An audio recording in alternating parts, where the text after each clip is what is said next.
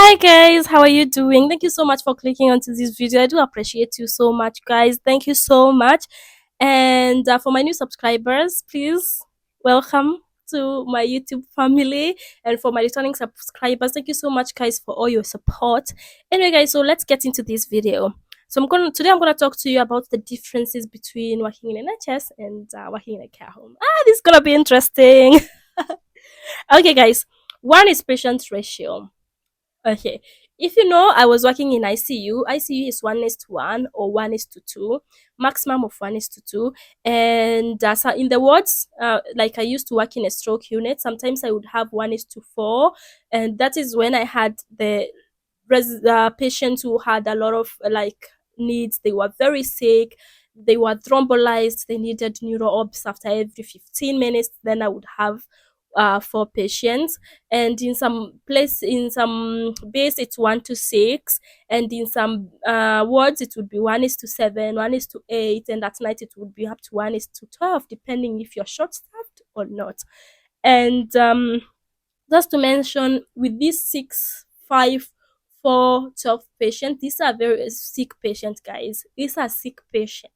So you need to do OBS according to the new score. In case a patient changes quotation, you need to do your ECG. In case patient spike temperature, you need to call the doctor. You need to do the blood cultures. You need to, give the IV antibiotics if they are prescribed. So yeah, so there's all those things that come with working in NHS, and especially working in the ward or ICU. So in ICU, the setting, of course, it's high quality care for your patient, especially if the patient is intubated.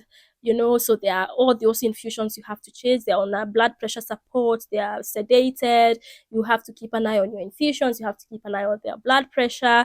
You need to give medications on time. You need to monitor their temperature if they're out of hospital, cardiac arrest. So there's a lot of things that happens when it comes to working in NHS. So patient ratio or resident ratio in a care home. In the care home that I work, I work as a nurse. Maximum, we have 19 beds in a nursing floor. So we have maximum 19. But right now, I think I've been off for 1 week. So I think last time we had 14 residents, and that is one nurse is to 14 residents. But just to remind you guys, these are residents.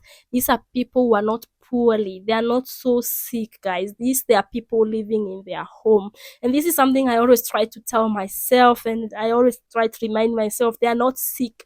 It's just they have got complex care, complex needs. They have long-term conditions. They've got long-term feeding tubes like PEG, NG tube, maybe, they are on their end of life pathway, some of them.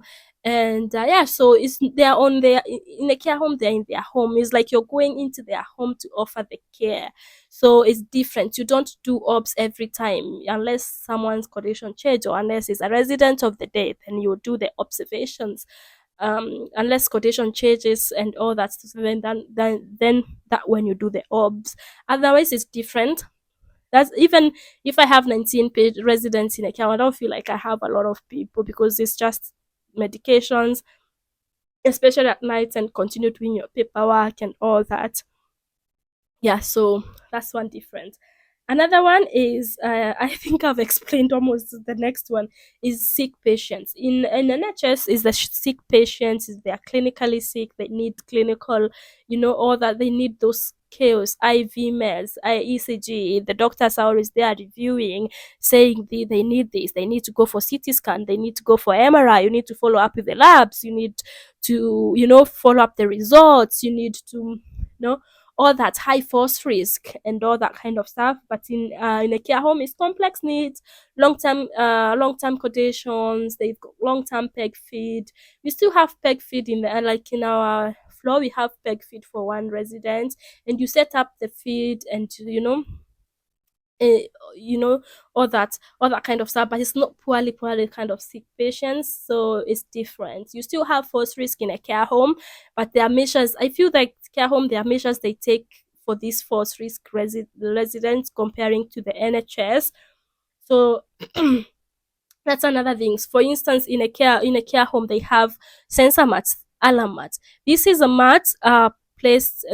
resident they get assessed, and if someone has a capacity, you let them know that you're gonna, if they need some sensor mats just to alert the staff when they stand up.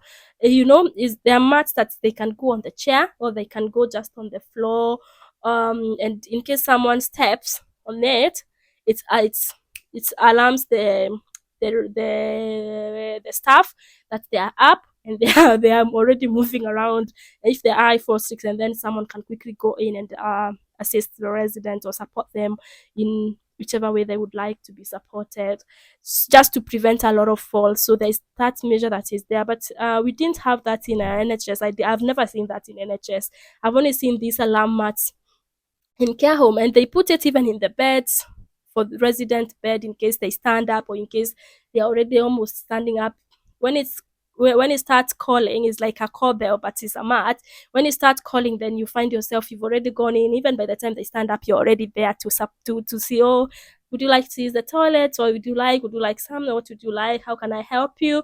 And then you can help them, or you can support them before they start walking, or you support them going to the toilet, support them with something they need before they do it by themselves without using a cover, and then they fall. So I found that very interesting, and I love it. I love that. So that prevents falls a lot, you know. And I never saw that in a care home. Another thing, another thing I would say in NHS is a big organization. In care home, yes, it's big organization, it's a big company, but at the same time, yeah, especially if you work just for that care home, that branch, you get to know everybody. You get to know the manager, you get to know the manager, clinical lead, you get to know your colleagues. You know, it's like a small family, but the smaller family it is, the more you get to step on each other's toes here and there. I feel that's how I feel. But if it's a big organization, sometimes you don't even get to see most. I like, in ICU, sometimes I would see someone this month and I'll see them again like in the next 2 months. And it's not because they've been on leave, it's because our shift have not been rhyming like together, but because we are a lot of us. And it's when it's like that, it's so hard to find that you're stepping on each other's toes and all that. So I am that in a big organization, and it's so hard to find yourself getting into each other's, sorry to say, nerves. Another thing is in NHS, the skills there like is giving IV meds, oral meds. You can do ECG, doing the blood cultures, doing your bladder scan if someone has not passed urine for the last, I don't know, 12 hours, taking people's CT, doing pre-checklist, doing all these things. But in a care home, it's so oral meds, subcut, topical meds, doing bloods, verification of death, all that. So it's a different setting. It's fast paced in NHS. In care home, I think I would say it's a bit relaxed, because it's a bit relaxed. I feel like I'm not looking at my clock every time if I'm working in a care home. Comparing to the when I was working in NHS, I was looking at my clock. And this is why, when I was working in the ward, for instance, if I'm it's day shift, I would start my day shift, give my oral medication. I would be looking at my clock. Oh my god, I need to finish meds by this time, because after that you have a bay of 6 patients during the day, and then you have your HCA, and the HCA will start doing washes as you do your medications. And then when you finish with your medications, what I used to do is help the HCA as well do the, and you're expected to help. You are expected to help, guys. So you're expected to do the washes with the HCA. So after I finish that, I would also start doing the washes with HCA. We do the obs, or you do the obs before you do the washes, depending if it's red or not. That is checking the new score and checking if the obs are due or not. So you do that before you do the washes, and then you start doing the washes, and then before you know it, it's break time. You go for break, you come back, you need to do bloods, you need maybe someone condition is the tachycardic.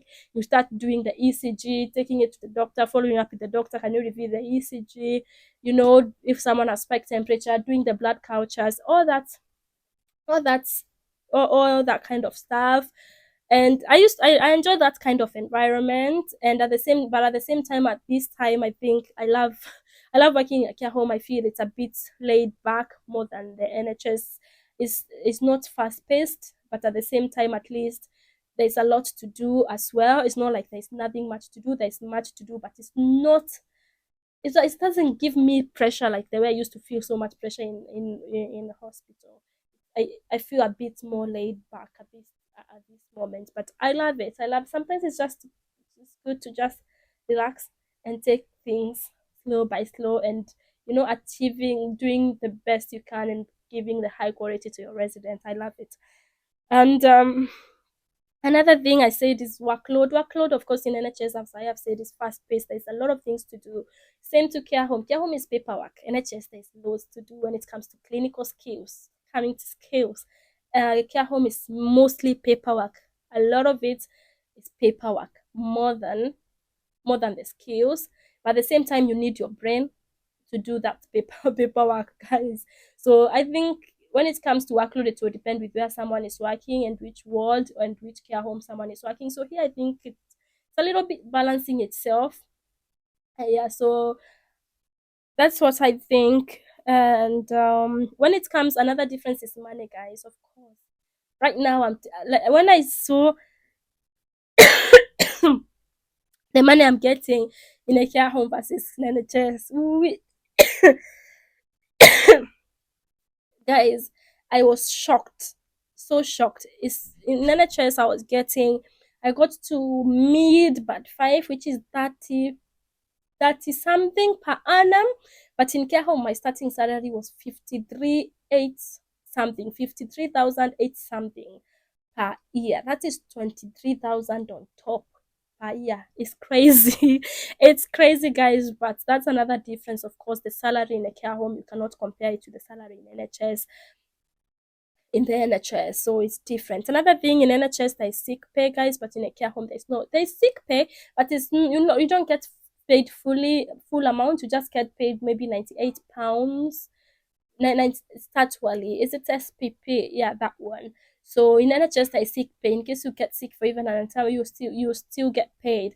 But in a care home there is no sick pay. The only sick pay you get is statutory one. So what I've done, I've got myself an income protection. I pay 23 point something pounds per month. In case I get sick for more than 1 month, that company pays me my salary every month. So that's what I have done to protect myself in case something happens in future. We never know, God forbid, but we never know what the future holds for us.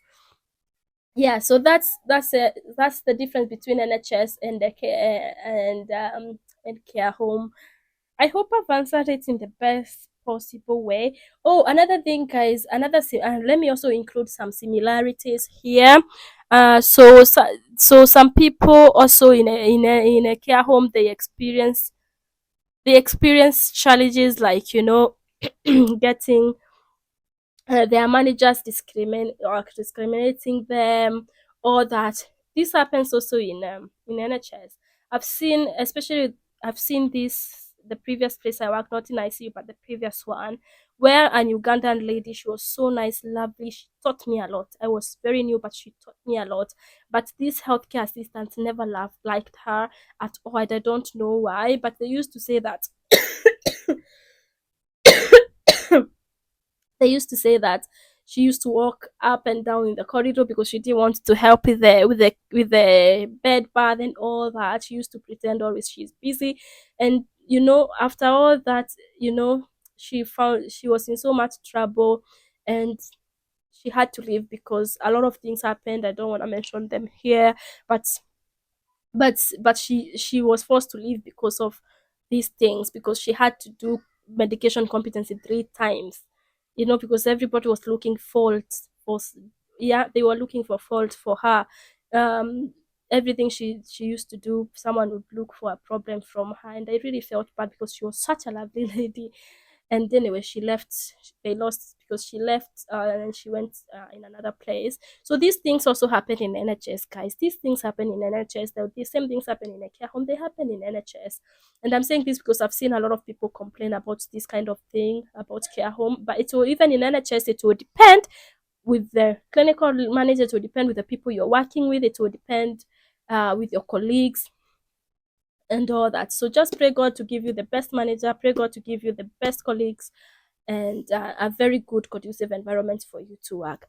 Anyway, guys, so these are some of the differences of working from NHS and the care home.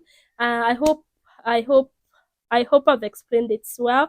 If not, please always feel free to comment on the comment section. I do wish you a very lovely, lovely time. Thank you so much for watching my videos. I do appreciate you. Bye bye, guys.